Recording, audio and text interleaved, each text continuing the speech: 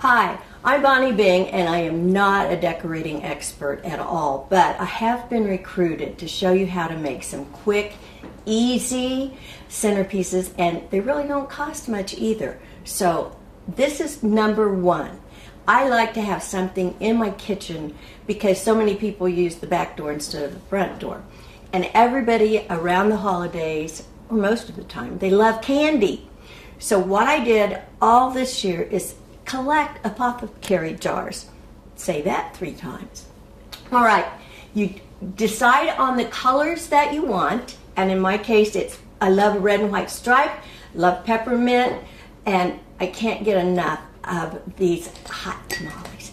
But anyway, look in the candy aisle, find the colors you want, have an assortment of heights, have an assortment of shapes, and you'll have a very interesting centerpiece like that.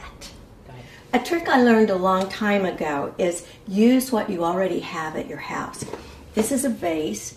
I bought new old-fashioned candy canes, the bigger ones, a couple of candy sticks, and a poinsettia. Don't forget that you can clip poinsettia blossoms and use them in an arrangement.